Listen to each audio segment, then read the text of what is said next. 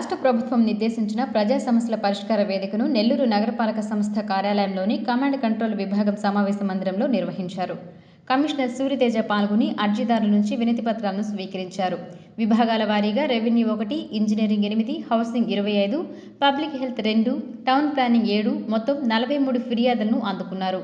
ప్రజా సమస్యల పరిష్కార వేదికలో వివిధ అంశాలపై ప్రజల నుంచి అందుకున్న ఫిర్యాదులు పునరావృతం కాకుండా శాశ్వత పరిష్కారం అందించాలన్నారు.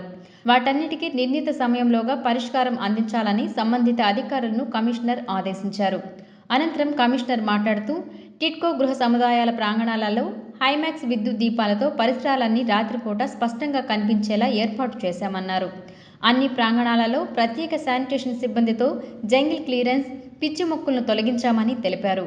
సెక్యూరిటీ సిబ్బంది గస్తీని ముమ్మరం చేసి ప్రాంగణంలో ఎలాంటి దొంగతనాలు జరగకుండా నిరంతరం పర్యవేక్షించేలా చర్యలు తీసుకుంటున్నామన్నారు. అలాగే నగరపాలక సంస్థ పరిధిలో అనుమతులు లేకుండా నిర్మించిన భవనాలు, అదనపు అంతస్తులు, ఇతర కట్టడాలను గుర్తించి యజమానులకు నోటీసులు జారీ చేస్తున్నట్లు పేర్కొన్నారు. అనధికార నిర్మాణాలను పిల్లర్ల దశలోనే గుర్తించి తొలగించే విధంగా చర్యలు తీసుకుంటున్నామని కమిషనర్ తెలిపారు. ఈ కార్యక్రమంలో నగరపాలక సంస్థ సిటీ ప్లానర్ హిమబిందు, అన్ని విభాగాల అధికారులు, సూపరింటెండెంట్లు, సిబ్బంది పాల్గొన్నారు. నగరపాలక సంస్థ నెల్లూరు కార్యాలయంలో ప్రజా సమస్యల పరిష్కార వేదిక PGRSని నిర్వహించడం జరిగింది. ఇప్పటి వరకు 30 సమస్యలు రావటం జరిగింది. వీటన్నిటి మీద కూడా కన్సర్న్డ్ సెక్షన్స్ అందరికీ ఇన్స్ట్రక్షన్స్ ఇవ్వటం జరిగింది.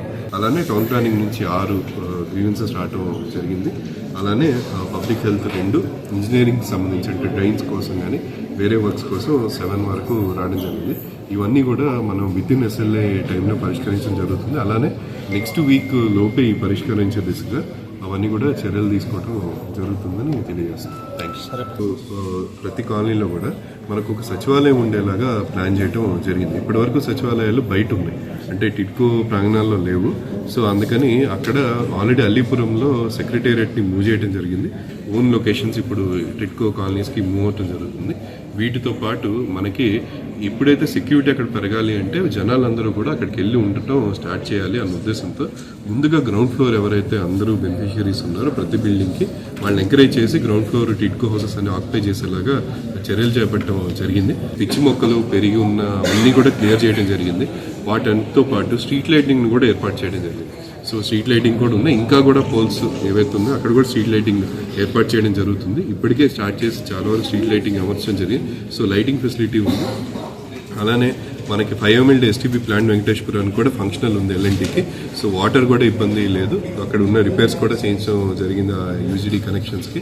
ట్రాన్స్పోర్ట్ ఫెసిలిటీ ఇంప్రూవ్ చేయడానికి బస్సెస్ది కూడా మాట్లాడటం జరుగుతుంది. సో దట్ కాలనీ నుంచే బయట మార్కెట్స్కి కానీ ఎక్కడైతే పనిచేసే ప్రాంతాలు ఉంటాయో అక్కడికి వెళ్ళడానికి ఫెసిలిటీస్ చేయడం జరుగుతుంది. దీంతో పాటు పెన్షన్లు, నెలవారీ అందుకునే పెన్షన్లు కూడా ఇప్పుడు ఎవరైతే టిడ్కో హౌసెస్ బెనిఫిషియరీస్ ఎక్కడైతే ఉంటున్నారో ఆ కన్సర్న్ సచివాలయాన్ని ఆ ప్రాంతానికి తరలించడం, అంటే ఎక్కడైతే ఇప్పుడు ఆ సచివాలయాలు టిడ్కో హౌసెస్ ఉన్న సచివాలయమే అక్కడ ఉంటుంది.